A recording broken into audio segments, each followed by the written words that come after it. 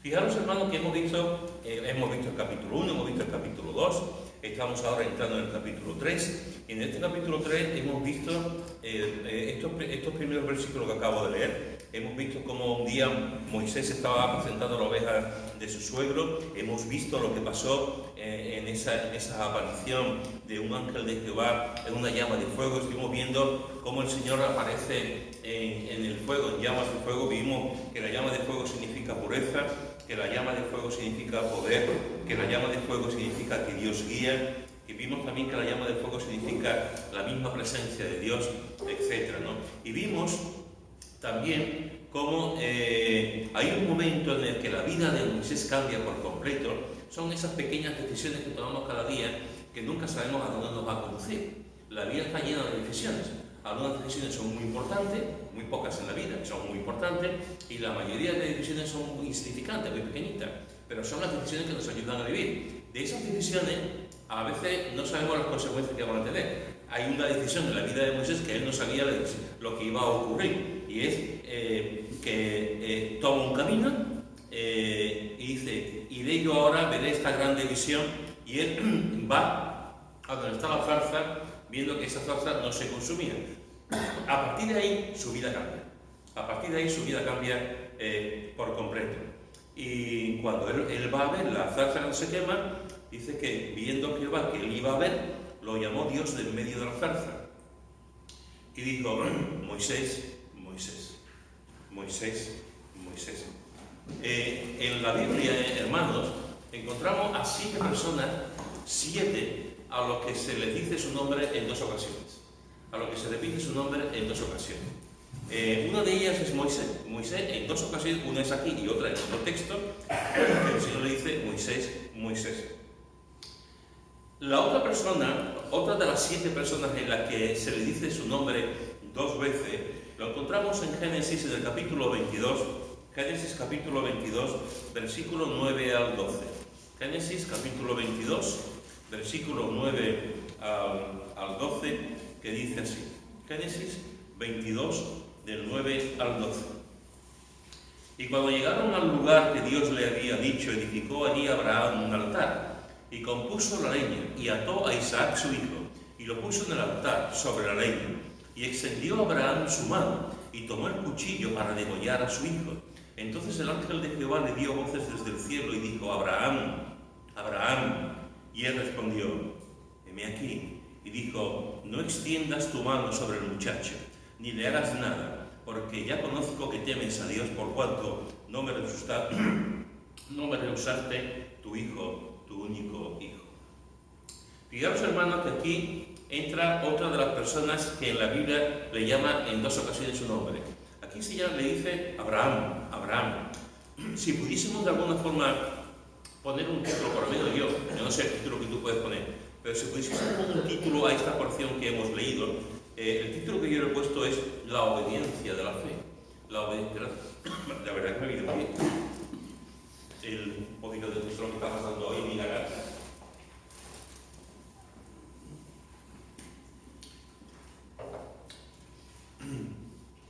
Muchas gracias, Juanillo. Fijaros que aquí le está diciendo, es uno de los episodios más conocidos, más impactantes que aparecen en la Escritura. A veces hay gente que piensa que Dios es un Dios cruel. Hay gente que piensa que el Dios del Antiguo Testamento no tiene nada que ver con el Dios del Nuevo Testamento, como si fuesen 2 dioses. El Dios del Antiguo Testamento es un Dios implacable, un Dios vengador, un Dios malo, un Dios que castiga, un Dios que manda a la gente al infierno, un Dios que hace genocidios, etc. Y el Dios del Nuevo Testamento es un Dios muy tiernecito, es un Dios muy pequeñito, es un Dios solamente que habla de amor, de misericordia, que pasa por alto los pecados de la gente, etcétera, etcétera, etcétera. La idea que se tiene de Dios, dependiendo de la cultura, dependiendo del sitio, dependiendo de la persona, de la tradición de esa familia, de la iglesia, la idea que podemos tener de Dios es desde un Dios sanguinario a un Dios esponjita, desde un Dios muy vengativo a un Dios colegui chachipiruli, que está a mi lado.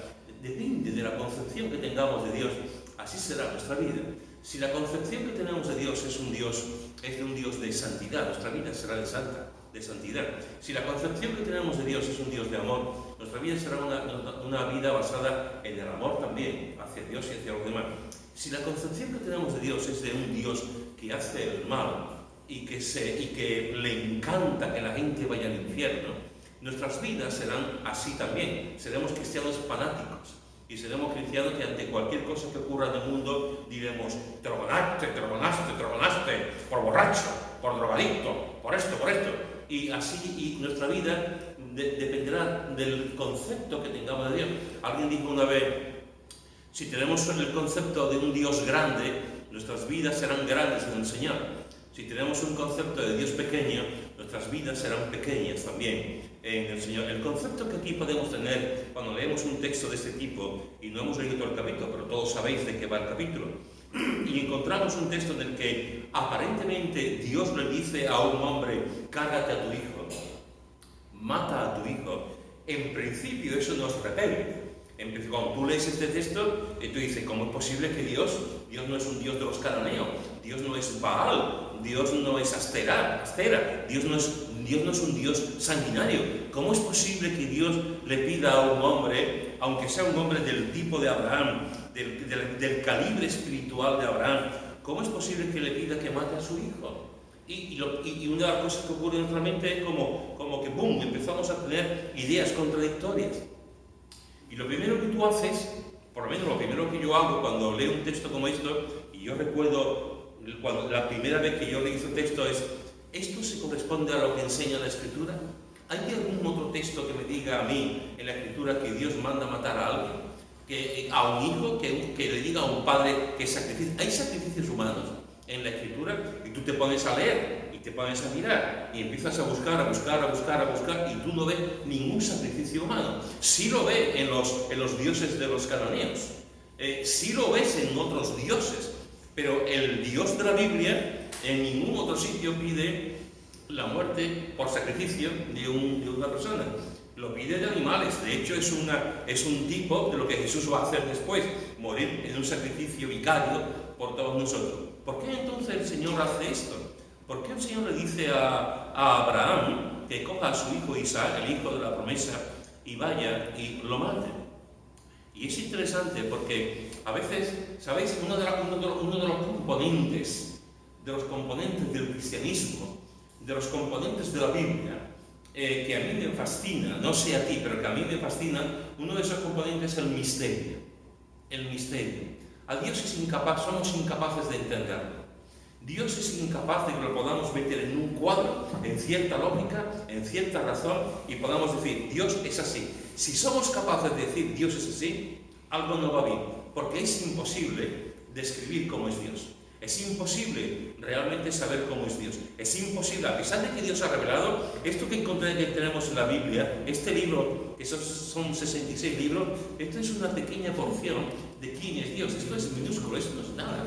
Dios le ha placido, ha querido revelarse en lo que conocemos como la Biblia. Pero las cosas secretas pertenecen a Dios. Hay muchas cosas que no entendemos. Hay un misterio.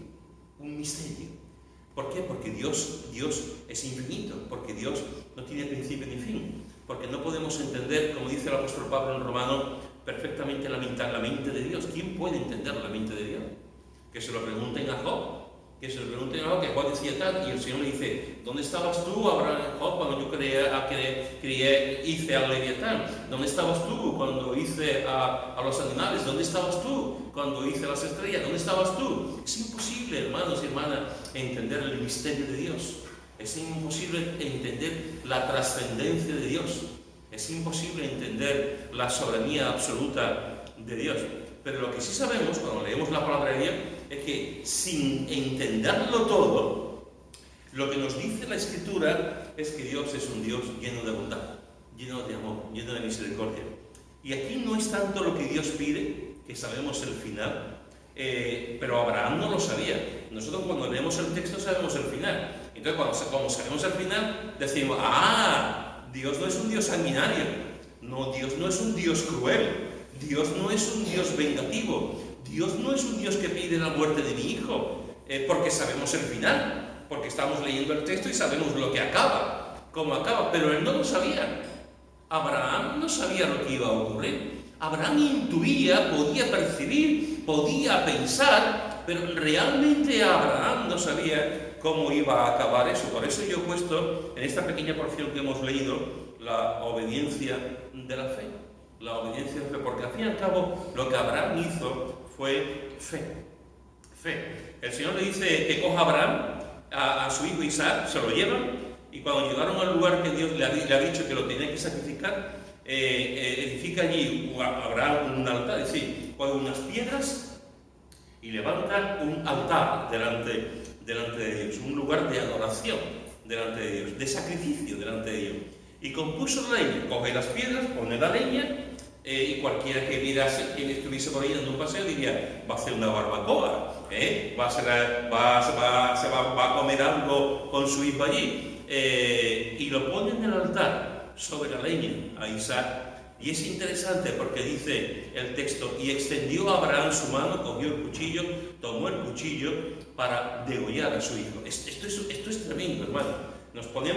Si podemos visionarlo, está ahí en el altar, ha puesto el fuego, va a quemar algo, va a ofrecer algo, pero no va a ofrecer un cordero, no va a ofrecer una oveja, no va a ofrecer un animal, lo que va a ofrecer es su hijo, es a su hijo.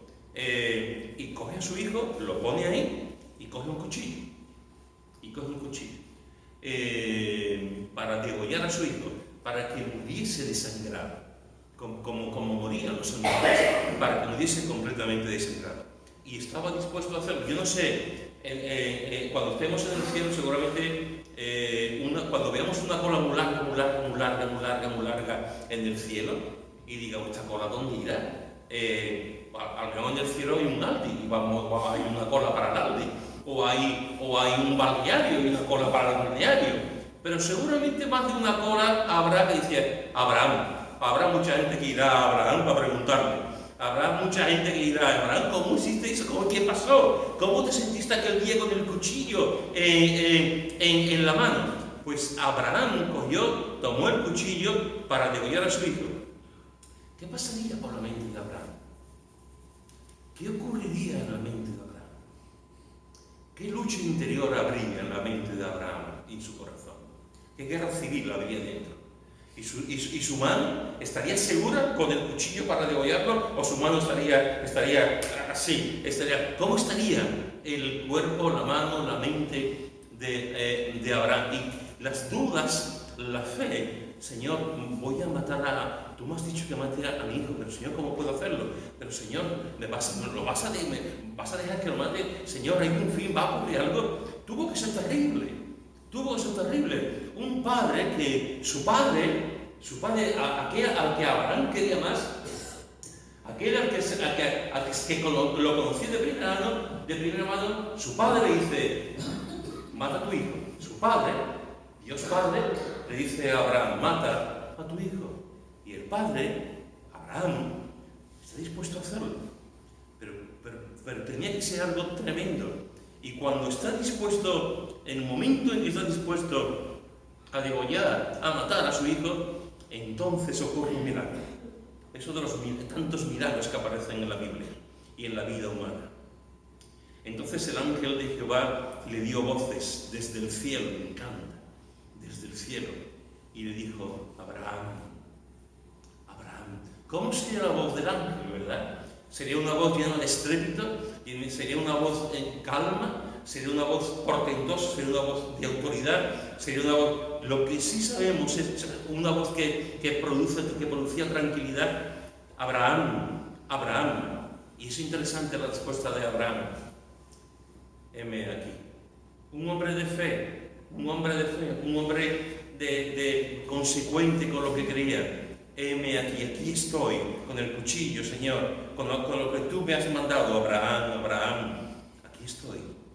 Y dijo el ángel, no extiendas tu mano sobre el muchacho, ni le hagas nada. ¿Por qué? Porque ya conozco que temes a Dios, por cuanto no me rehusaste tu hijo, tu único. Tremendo, hermanos, tremendo, tremendo. A mí me dice el Señor, Pedro, me lo puede decir 30, 33 veces, Pedro, me dice a mí el Señor, coge un cuchillo, mata a tus hijas, y yo le digo al Señor, Señor, te quiero mucho, hijo, te quiero mucho, pero yo no puedo matar a mis hijas. Pero ese soy yo, que soy un chiquichán, que no tengo la fe que tiene Abraham. Abraham también tuvo fe. Y no solamente tuvo fe, Abraham sabía quién era Dios. Abraham sabía, y estoy seguro que Abraham sabía que Dios de alguna forma iba a impedir que eso ocurriese. Es más, si lo hubiese hecho, si lo hubiese degollado, si lo hubiese matado, yo estoy seguro que Abraham, en su interior, él creía profundamente que Dios lo iba a resucitar, que Dios lo iba a levantar. Estoy seguro que la fe de Abraham no es la mía, pero la fe de Abraham, estoy seguro que en su corazón decía, Dios no hace así las cosas, Dios no hace así las cosas. Cuando me ha dicho esto es por algún motivo. Y o lo va a impedir a última hora, o si lo hago, el Dios Todopoderoso lo va a resucitar, lo va a levantar. Y eso fue lo que hizo este hombre, dispuesto a matarlo, dispuesto por amor a Dios, por obediencia a Dios, con una fe extraordinaria, con un corazón extraordinario, estuvo dispuesto y escucha la voz del cielo. Abraham. Y le llama 2 veces. Abraham. Yo conozco ya que temes a Dios. ¿Sabéis, hermanos y hermanas, hay situaciones en nuestra vida? Hay pocas en nuestra vida. Gracias. Pero hay situaciones en nuestra vida que en realidad no sabemos lo que hay en nuestro corazón. Y cuando pasan ese tipo de situaciones, empezamos a ver lo que hay en nuestro corazón. Empezamos a ver lo que de verdad hay en medio de situaciones que parecen absurdas, de situaciones que no entendemos, de situaciones en las que nos caemos y estamos atrapados, y empezamos a mirar a nuestro interior. Y empezamos a darnos cuenta de quién somos de verdad. Empezamos a darnos cuenta de nuestro corazón. A veces cuando hay cosas así en nuestra vida es cuando realmente empezamos a conocer a Dios. Hay momentos en nuestra vida en que tenemos que ofrecerle a Dios lo más importante. Abraham le ofreció lo más importante, su hijo. Hay momentos en nuestra vida que tenemos que decir al Señor, Señor, te ofrezco lo más importante. Lo pongo delante tuya. Para algunos, lo más importante es la estabilidad económica. No conciben la vida sin dinero. Y se convierten en personas ávaras, en personas que idolatran el dinero y que piensan que el dinero les va a resolver todo. Para otros, lo que tienen en su corazón, lo que tienen que darse cuenta, lo que hay es a lo mejor un amor desmedido a su familia. Un amor desmedido a su familia que lo que hace exactamente igual que con el dinero, que idolatran a su familia. Y su familia está ahí y hasta ahí, no dejan lugar para otras cosas, para otras amistades, para otras situaciones. Hay madres que de tanto abrazar a sus hijos, los matan de asfixia. Hay situaciones en nuestra vida en las que no entendemos. Y al no entenderlo, no sabemos realmente lo que es nuestro corazón. Y hay momentos en el que, en medio de ese caos, en medio de esa situación, tenemos que decir al Señor, Señor, te ofrezco lo más importante para mí. Para uno lo más importante es la economía, para otro lo más importante es su esposo, para otro lo más importante es su bienestar, para otro lo más importante es el ministerio, que se puede convertir en un Dios también. Para otros lo más importante es su libertad. Yo quiero ser libre y no tienen en cuenta a Dios en su libertad. Para otros lo más importante es ve añadiendo. ¿Qué es lo más importante en tu vida? En este momento, en este domingo, ¿qué es lo más importante en tu vida? Y quizás sería bueno que tú dijeras, lo más importante en mi vida es esto. ¿Es de Dios? Pues ¿se lo he dado a Dios o sigue siendo mío? Lo más importante de mi vida es esta situación, esta idea, ¿Es la universidad? ¿Es mi carrera? ¿Es mi afán? ¿Qué es lo más importante? Y quizás tenga que decir, Señor, o me lo quedo yo, como decía el Gollum, es mío. ¿Nos lo quedamos o decimos, Señor, esto que es mío, yo todavía no te lo he ofrecido? Y te lo doy, Señor, y lo sacrifico delante tuya, y lo pongo delante tuya. Y cuando lo sacrificamos, lo que más nos gusta, lo que más amamos, lo que más queremos, cuando lo sacrificamos, el Señor nos dice, Abraham. El Señor nos dice, Pedro. El Señor nos dice, Adonis. El Señor, cuando sacrificamos las cosas, las más importantes, y se las entregamos a Él, el Señor sabe nuestro nombre. El Señor sabe, y nos dice en nuestro nombre en 2 ocasiones, como le pasó a Abraham, porque yo conozco que temes a Dios. En los momentos complicados, hermanos y hermanas, en los momentos más difíciles de nuestra vida, realmente es cuando nos damos cuenta de que tenemos que temer a Dios y amar a Dios. Alguna vez me han preguntado con la enfermedad de Ana Belén, me preguntaban, alguna vez me dicen, me han dicho, ya no me lo dicen, pero al principio me decían, ¿tú te has quejado alguna vez a Dios? Y yo tengo que deciros que yo jamás ni Charlie tampoco, nunca le hemos dicho al Señor por qué. Nunca levantado el puño delante de Dios. Señor, ¿por qué? Estoy sirviendo y te amamos. ¿Y por qué, Señor? ¿Por qué mí? ¿Por qué no yo, Señor? Y jamás. Bueno, eso es porque yo, lo que yo sí le decía al Señor, Señor, mándamelo a mí y quítaselo a mí. Pero quejarme de Dios, preguntar por qué, jamás.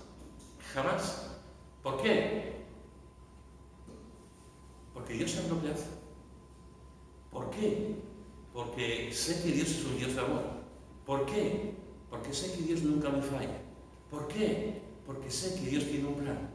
¿Por qué? Porque sé que los pensamientos de Dios no son mis pensamientos. ¿Por qué? Porque creo en la soberanía absoluta de Dios.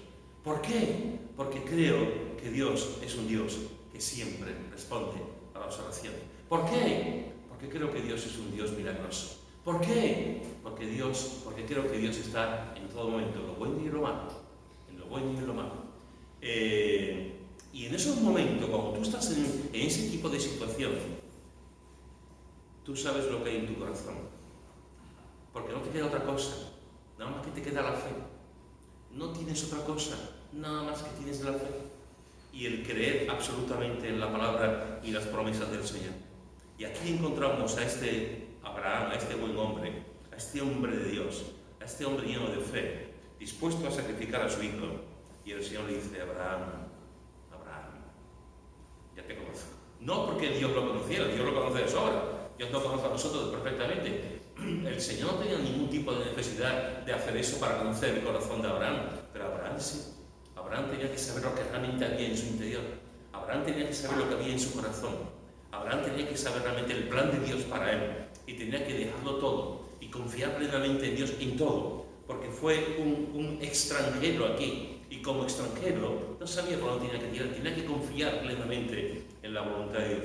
Y el Señor le dice el mayor piropo que le puede decir una persona, Dios a un hombre: ya conozco que temes a Dios, le dice el ángel, ya conozco que temes a Dios, por cuanto no me rehusaste tu hijo, por cuanto no rehusaste lo que más querías, Así que fijaros, hermanos y hermanas, que uno de los nombres que encontramos en la Escritura, que se repite en 2 ocasiones, es Abraham. Abraham, la obediencia de la fe. Y te vuelvo a preguntar, ¿tienes que sacrificar algo en el altar? ¿Tienes que poner a tus hijos en el altar porque tus hijos están por encima de Dios? ¿Tienes que poner en el altar el mundo porque el mundo está por encima de Dios?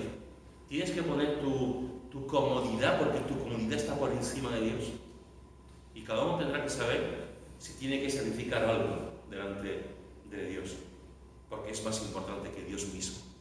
Y si es más importante, tienes que sacrificarlo, matarlo, para que realmente lo más importante sea Dios en tu vida. Mira lo que dice en Génesis capítulo 46.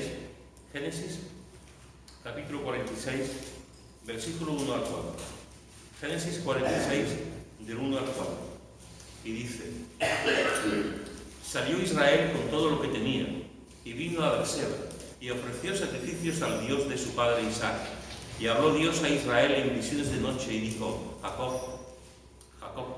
Y él respondió: heme aquí. Y dijo: yo soy Dios, el Dios de tu padre. No temas de descender a Egipto, porque allí haré yo de ti una gran nación. Yo descenderé contigo a Egipto, y yo también te haré volver, y la mano de José cerrará tus ojos. Si antes he dicho, en el caso de Abraham, que podíamos titularlo la obediencia de la fe, en este caso déjame decirte que podríamos titularlo cuando Dios quita el temor. Cuando Dios quita el temor. Dios repite tu nombre para quitarte el temor.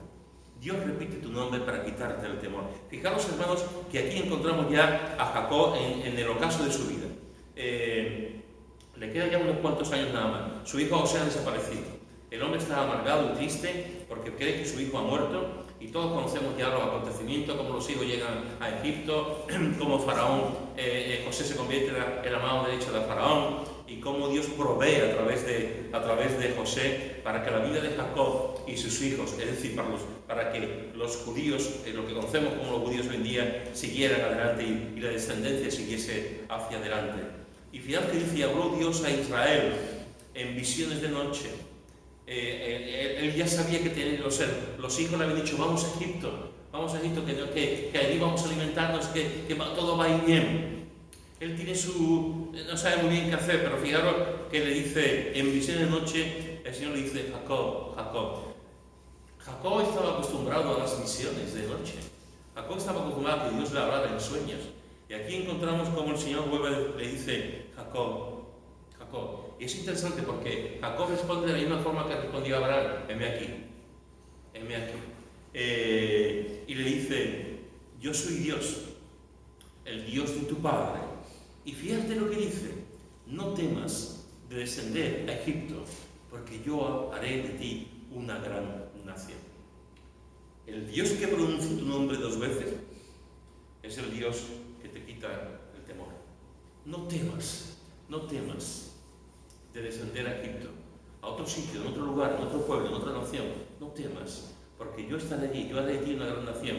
Y fíjate lo que dice, hermano, me encanta. Dice: yo descenderé contigo a Egipto, y yo también te haré volver, y la mano de José cerrará tus ojos. Yo descenderé contigo a Egipto. Imagínate, yo creo que ninguno, bueno, a Miguel no estoy muy seguro, porque como Miguel trabaja de todo. ¿Tú alguna vez has sido minero? No me lo creo, ¿has sido minero? Oh, ¿te estás quedando conmigo? ¿Has sido minero? No me lo digas, fíjate, yo pensaba que no. Ah, que no, que estamos. ¿Sí? Soy minero. ¿Tú has sido minero? En mármol trabajo. ¿En? Mármol. En el ¿En mina también? Pero no has metido para adentro, ¿no? No, vale, perfecto. Marmorista, ¿no? Pero No. La cantera de mármol. en las vale. En las canteras de mármol, pero no ha llegado a extraer, no, vale, perfecto. Cuando ves que es un libro abierto, está lleno de sorpresas. Fijaros, quitando esa de traer las canteras, que son unos cuantos, tampoco entra mucho, pero imagínate que tú eres minero, o como dice con su sentido de humor Botti: soy minero, como le gustan las coplas. Y ahora imagínate que ¿recordáis la película esta de Chile? Que hubo unos mineros en Chile que se quedaron encerrados, que después se hizo una película que estaba trabajando Antonio Banderas. Pues durante un montón de días, estos hombres valientes, por un derrumbe se quedaron encerrados a un montón de metros debajo de tierra. Y hicieron una especie de cápsula, hicieron una especie de un agujero pequeño para intentar subirlos. Bueno, eso pasó hace años, si recordáis. Imagínate que tú estás descendiendo a una mina, y estás descendiendo para coger carbón, o platino, o oro, o lo que sea. Estás descendiendo. Y dice aquí el texto, dice aquí: yo soy el Dios del Dios de tu padre. No temas de descender a Egipto. No temas de descender a Egipto, porque yo haré de ti una gran nación. Yo descenderé contigo a Egipto. Y tú estás bajando por la mina, esa especie de ascensor que tiene. Y tú estás bajando y te dice, estoy bajando, pero Dios está conmigo. Estoy bajando hasta 1000 metros, 2000, 3000 metros, 4 kilómetros, pero Dios está conmigo. En los descensos de la vida, y no hace falta pensar en una mina, nuestras vidas muchas veces son minas, porque descendemos. En los descensos de nuestra vida, en los momentos en que parece que en vez de ir para arriba, vamos para abajo, en los momentos en que no vemos el sol y solamente vemos la penumbra, en el momento en que nuestros ojos no se levantan al cielo, sino que solamente ven la tierra y el fango, en los momentos en que nuestro corazón está mal y solamente vemos lo negro, y no nos levantamos, el Señor está conmigo y está descendiendo conmigo. No estoy solo, me estoy agarrando a una cuerda, a un ascensor, a algo, y estoy bajando y bajando, y parece que nunca voy a subir. Y aunque parezca que Dios me ha abandonado, Dios está ahí conmigo y está descendiendo y me está diciendo, Pedro, que estoy aquí. Pedro, que estoy aquí. Pedro, que estoy aquí. No estás solo descendiendo. Estoy contigo. Esa es la promesa que el Señor está diciendo aquí a Jacob. Yo descenderé contigo a Egipto. El Señor está con nosotros, hermanos y hermanas. El Señor está siempre con nosotros.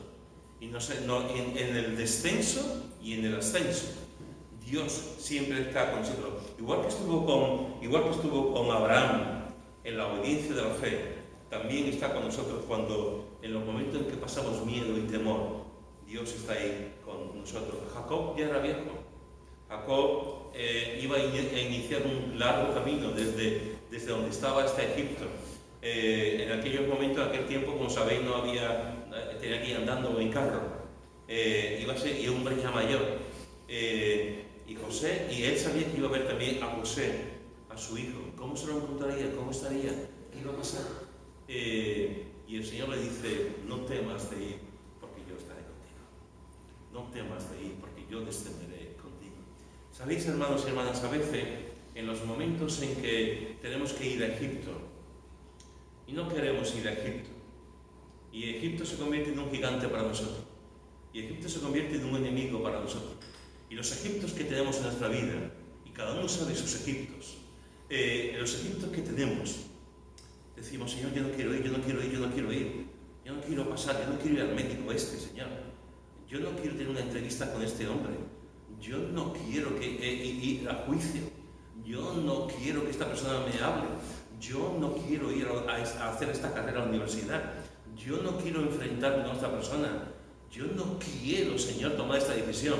Las veces que encontramos los egiptos en nuestra vida, el Señor nos dice, es verdad que es un Egipto, que es Egipto, es verdad que es un enemigo o un gigante, pero quiero decirte también otra cosa, yo descenderé contigo, yo estaré contigo, yo te cogeré de la mano e iré contigo al cielo más bajo y también al cielo más alto.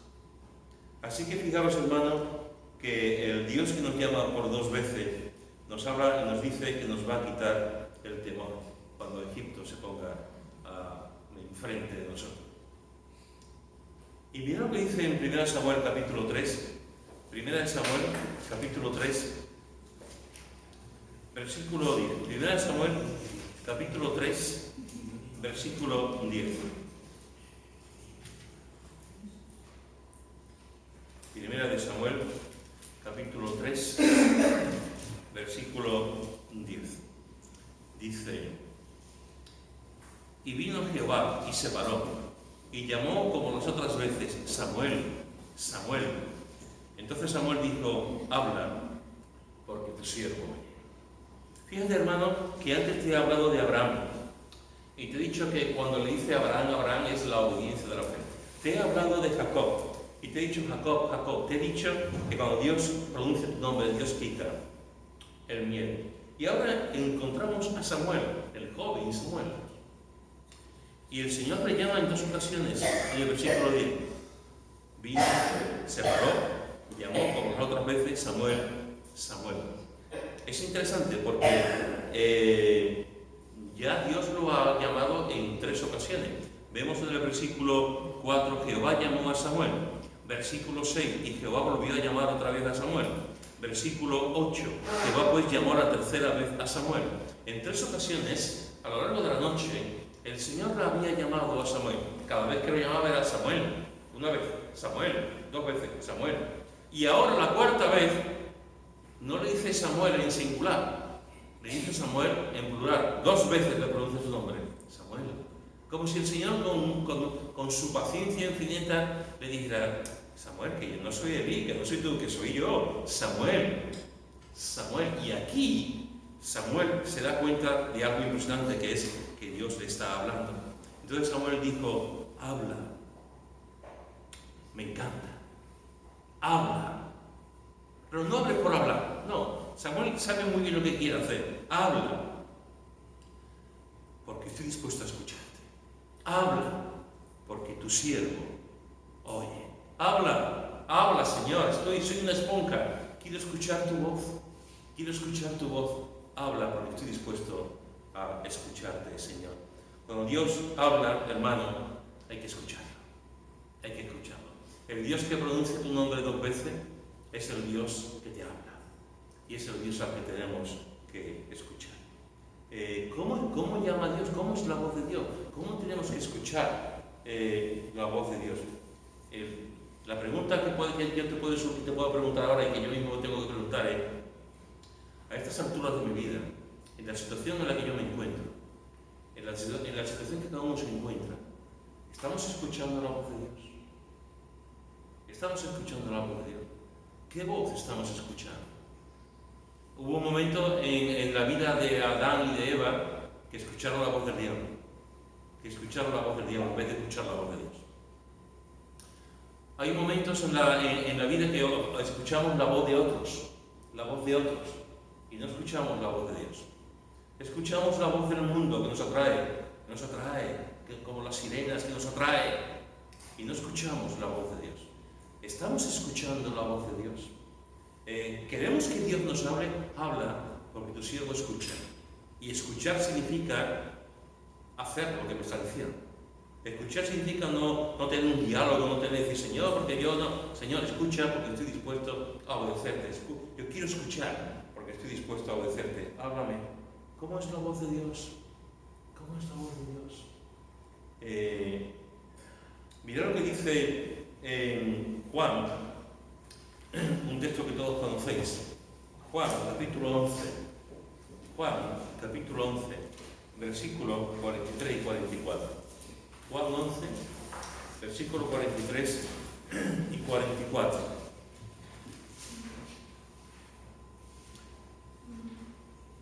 Lázaro está muerto. Lázaro lleva 4 días muerto. Jesús está allí. Y Jesús dice, y habiendo dicho esto, versículo 43, Jesús clamó a gran voz, Lázaro, ven fuera. Y el que había muerto salió, atadas las manos y los pies con vendas, y el rostro envuelto en un sudario. Jesús le dijo, desatadle y dejadle. ¿Cómo sería la voz de Jesús aquí, hermanos? ¿Cómo te imaginas la voz de Jesús aquí? ¿Cómo sería esa voz de Jesús que dice, clamó, y no dice que clamó con un timbre de voz finita, o que clamó de una forma pequeñita que nadie lo escuchó? Dice el texto que clamó a gran voz, con intensidad. ¡Lázaro! Ya se ha despertado. Habían dormido 3 o 4 que se han despertado.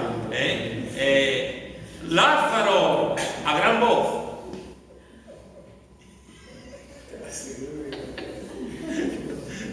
Esta noche no, espero que no tengan pesadilla, con esto.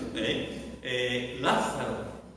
Y fijaros que Lázaro salió. Lázaro, a gran voz. La voz de nuestro Dios es una voz poderosa. Tan poderosa que creó Dios los cielos y la tierra con su voz. Y de la nada lo hizo todo. Esa es la voz poderosa del Señor. cuando está en la barca, ¿recordáis cuando está en la barca? Y están los elementos, está el mar, está todo ahí moviéndose la ola, y Jesús está dormido, y le dicen los discípulos que vamos a morir. Y el Señor le dice al agua, ¿qué es lo que dice? ¿Lo acordáis? Calla y enmudece. Yo no creo que Jesús estuviese allí en la barca, allí el mar, la turbulencia, el viento, y Jesús dijera, calla, enmudece. No lo creo, no lo creo. Yo creo que Jesús dijo al viento, a la tempestad, ¡calla! Y enmudece. La voz de Dios es una voz poderosa, una voz poderosa. Me encanta. Un día cuando estemos con Jesús escucharemos su timbre de voz. Un día cuando estemos con Jesús escucharemos su voz, su preciosa voz. Y nos daremos cuenta que la voz de Jesús, sea como sea, truene como truene, sea como hable, será la voz más dulce, más impresionante y con más autoridad que jamás ningún ser humano ha podido escuchar. Y aquí encontramos que estaba hablando con autoridad y levantó a un muerto con su voz clamando, y paró los elementos clamando también en el mar. Hermanos, cuando Dios habla, hay que escuchar. Hay que escuchar. Quizás Dios te está diciendo algo en esta tarde. Quizás, como decía antes Joti, a lo mejor Dios te está diciendo algo para este año. Para este año. Quizás Dios te está hablando y quizás tú no lo estás escuchando. Quizás tú no lo estás escuchando. Y te digo una cosa. Si tú no escuchas a Dios, ya se encargará Dios de que lo escuches. Te lo aseguro. Si no escuchas a Dios, ya se encargará Dios que lo escuches. Lo que pasa es que quizás lo va a hacer de una manera que no te va a gustar. No te va a gustar. Porque cuando Dios nos habla, quiere que le prestemos atención. Cuando mis hijas eran pequeñas, bueno, o mi nieta, ¿no? O vuestros hijos, vuestros nietos, cuando están, esto, y no, esto, y no te hacen caso, esto, y no te hacen caso, esto, hasta que tú dices, y ya te presta atención. Ya te presta atención. Incluso llega un momento en que lo castigas porque no has prestado atención antes. Dios es muy paciente, te dice, esto, y seguimos nuestra bola, seguimos haciendo lo que nos da la gana, hasta que llega un momento, como Dios nos ama tanto, que te dice, oír la tarde de los gritos, y ya te quedas así, y Dios hace lo que tiene que hacer en nuestra vida para que le escuchemos. Para que le escuchemos. Alguna vez os he contado que conozco a un pastor que cuando se convirtió,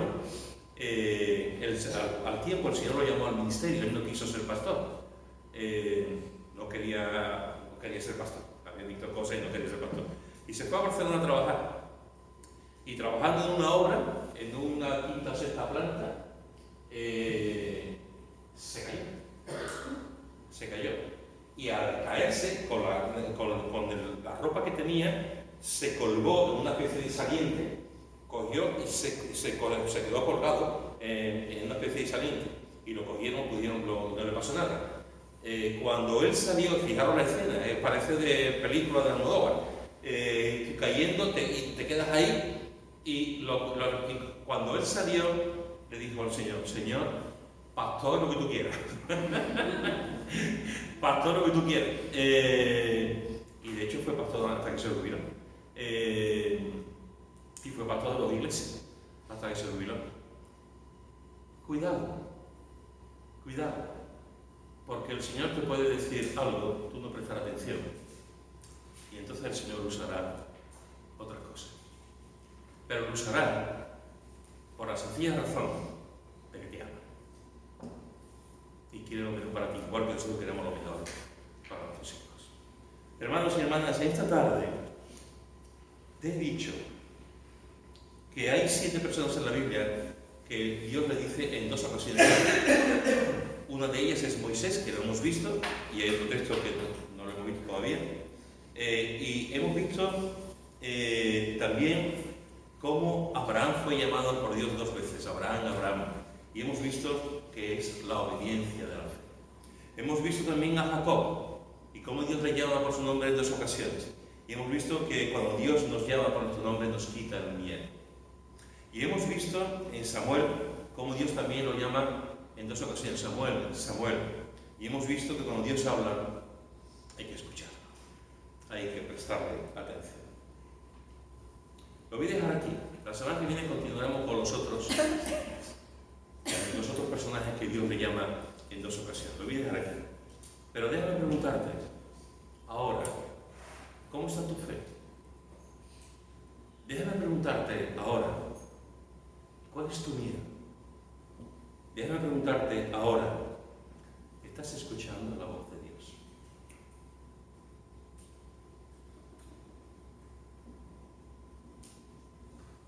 Y solo tú lo sabes, solo tú tienes la respuesta.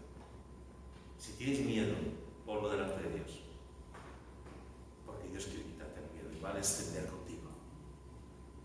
Si tienes falta de fe, Señor, ayúdame en la fe.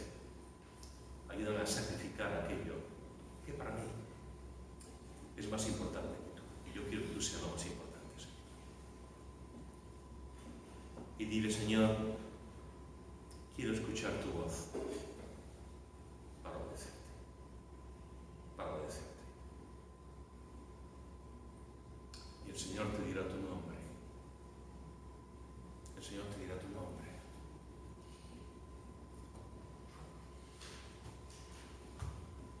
Y pronunciará tu nombre precioso 2 veces.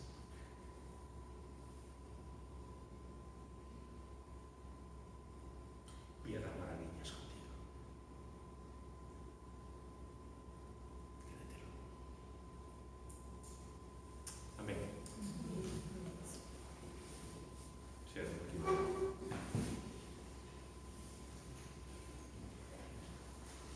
Gracias, Padre, por